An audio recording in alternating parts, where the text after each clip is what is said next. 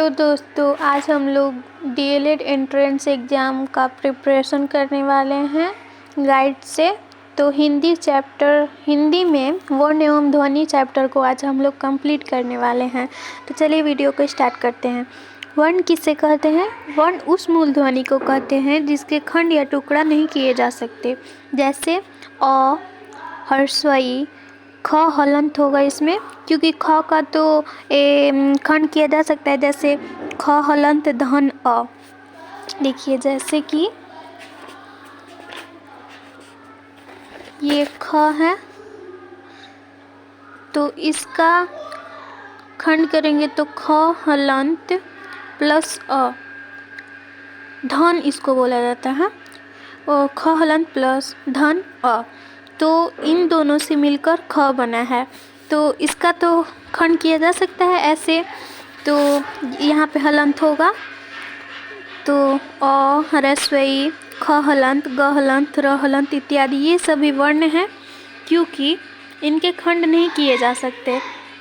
उदाहरण द्वारा मूल ध्वनियों को यहाँ स्पष्ट किया जा सकता है, जैसे राम, तो राम का खंड करेंगे हम तो र हलंत धन, आकार की मात्रा को तो आ, और धन म हलंत और धन अ। जैसे यहाँ पर हम लोग समझ सकते हैं कि ख पूरा है और इसका खंड करेंगे तो ख हलंत प्लस अ, तो वैसे ही राम है तो र का खंड करेंगे तो र हलंत धन अ, धन आ, धन म हलंत धन अ। इन खंडों से मिलकर राम बना है। वैसे ही यहाँ पे गया का होगा ग हलंत धन अ, धन य हलंत धन आ। इन सभी को चारों मूल ध्वनियों को मिलाकर गया शब्द बना है। इन्हीं अखंड मूल ध्वनियों को वर्ण कहते हैं।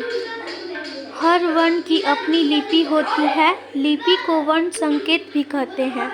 वर्णों के समूह को वर्णमाला कहते हैं। हिंदी में कुल 48 वर्ण हैं, जो इस प्रकार हैं। स्वर वर्ण।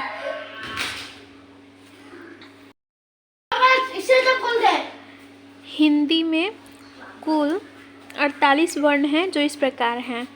देखिए 11 स्वर वर्ण हैं और 25 ये स्पर्श व्यंजन और 4 अंतःस्थ व्यंजन और ये 4 ऊष्म व्यंजन, और ये इसको द्विगुण या उत्क्षिप्त कहते हैं। इन दोनों को द्विगुण या उत्क्षिप्त कहते हैं। और अनुस्वार, इसको अनुस्वार कहते हैं और इसको विसर्ग कहते हैं। ये अयोग वाव कहलाते हैं। ये दो हैं। स्वर अ से लेकर औ तक 11, और व्यंजन क से लेकर क वर्ग से लेकर प वर्ग तक, इन सभी 25 को स्पर्श व्यंजन कहते हैं। और य र ल व अंतःस्थ व्यंजन है, ये 4 हैं। और तलाबी स, मूर्धन्य स, दंती स, ह यह उष्ण व्यंजन है, ये भी 4 हैं। और ड और ढ ये तल बिंदु, इन दोनों को तल बिंदु कहते हैं। इसे द्विगुण या उत्क्षिप्त व्यंजन कहते हैं, ये भी 2 हैं। और अनुस्वार, जैसे अ के बाद अ आता है ना, अनुस्वार और विसर्ग, ये इन दोनों को अयोगवा कहते हैं, ये 2 हैं। और वर्णों के भेद। वर्णों के 2 प्रकार हैं, जैसे स्वर वर्ण पहला और दूसरा व्यंजन वर्ण।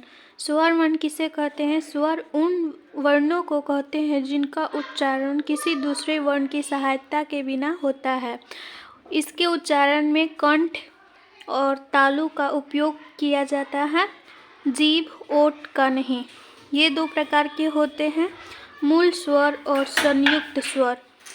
मूल स्वर में अ, आ, ह्रस्व ई, दीर्घ ई, ह्रस्व उ, दीर्घ उ, ए, ओ और री। और संयुक्त स्वर वे हैं ए, जैसे ए, अ और अ ध्वनि ए को मिलाकर बना है, और अ और ओ को मिलाकर औ बना है, ओ बना है। तो आगे हम इसको देखेंगे। मूल स्वरों के दो भेद होते हैं। ये मूल स्वर है ना, तो इसके भी दो भेद हैं, ह्रस्व और दीर्घ।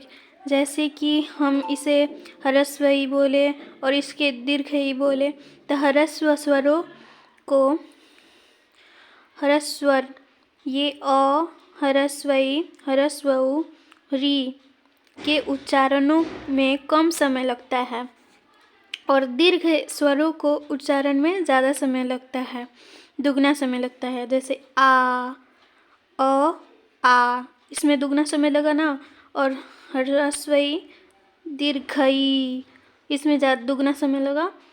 आ, दीर्घ ई, दीर्घ उ, ए, आए, ओ, औ के उच्चारण में दुगना समय लगता है। व्यंजन वर्ण, कॉन्सोनेंट। व्यंजन उन वर्णों को कहते हैं जिनके उच्चारण में स्वर वर्णों की सहायता ली जाती है। जैसे क, ख, ग, च, छ, त, ये सभी इत्यादि। क से विसर्ग तक सभी वर्ण व्यंजन हैं। हर एक व्यंजन में अ स्वर की ध्वनि मिली या छिपी है। जैसे क में क हलंत धन अ, इसमें छिपा हुआ है ना अ, और ग में ग हलंत धन अ, प में प हलंत धन अ इत्यादि। वैसे ही सभी में होंगे। इसके भी तीन भेद होते हैं, स्पर्श व्यंजन, अंतःस्थ व्यंजन तथा उष्म व्यंजन। स्पर्श व्यंजन क वर्ग, च वर्ग, ट वर्ग, ट वर्ग, प और प वर्ग हैं। अंतःस्थ व्यंजन 4 हैं। जैसे य हलंत, र हलंत, ल हलंत, व हलंत। यहाँ पे समझाया गया है ना अंतःस्थ, तो यही है। इसमें अ जुड़ जाएगा तो पूरा हो जाएगा। तो यहाँ कहाँ थे हम, यहाँ पे। तो य हलंत, र हलंत, ल हलंत, व हलंत। उसमें व्यंजन भी 4 हैं। तलाबी स, मूर्धन्य स। ये हलंत में धन अ जुड़ जाएगा तो पूरा तलाबी स बन जाएगा, और यह मूर्धन्य स, दंत्य स, ह। इन सारे व्यंजनों के व्यंजन गुच्छ के रूप में ऊपर दिखाया गया है। यहाँ पे ऊपर दिखाया गया है ना। और आगे हम चलिए देखते हैं वर्णों की मात्राएं। व्यंजन वर्णों के उच्चारण में जिन स्वर मूलक चिन्हों का व्यवहार होता है उन्हें मात्राएं कहते हैं। इसे मात्राएं कहते हैं। जैसे ये आकार की मात्रा है, ये ह्रस्व ई की मात्रा, ये दीर्घ ई की मात्रा, ये ह्रस्व उ की मात्रा, ये दीर्घ उ की मात्रा, ये री की मात्रा, और ये ए कार की मात्रा, ये अ कार की मात्रा, ये ओ कार की मात्रा, ये औ कार की मात्रा। ये मात्राएं केवल व्यंजनों में लगती हैं। जैसे क में आकार की मात्रा तो का, क में ह्रस्व ई की मात्रा तो की, क में दीर्घ ई की मात्रा तो की, क में ह्रस्व उ की मात्रा तो कु, क में दीर्घ उ की मात्रा तो कु, क में री की मात्रा तो क्री, क में ए कार की मात्रा तो के, क में ऐ कार की मात्रा तो कै, क में ओ कार की मात्रा तो को, क में औ कार की मात्रा तो कौ इत्यादि। स्वर वर्णों को ही ह्रस्व या दीर्घ छंद में लघु गुरु मात्राएं होती हैं। इन्हें लघु गुरु मात्राएं कहते हैं, जो व्यंजनों में लगने पर उनकी मात्राएं हो जाती हैं। हाँ, व्यंजनों में लगने पर स्वर उपयुक्त 10 रूपों के हो जाते हैं। जैसे 1, 2, 3, 4, 5, 6, 7, 8, 9, 10। ये 10 उपयुक्त मतलब ऊपर है ना 10 मात्राएं। ये व्यंजनों में लगने पर उनकी मात्राएं, हाँ, व्यंजनों में लगने पर स्वर उपयुक्त 10 रूपों के हो जाते हैं। जैसे यहाँ से लेकर यहाँ तक ये 10 हो गए।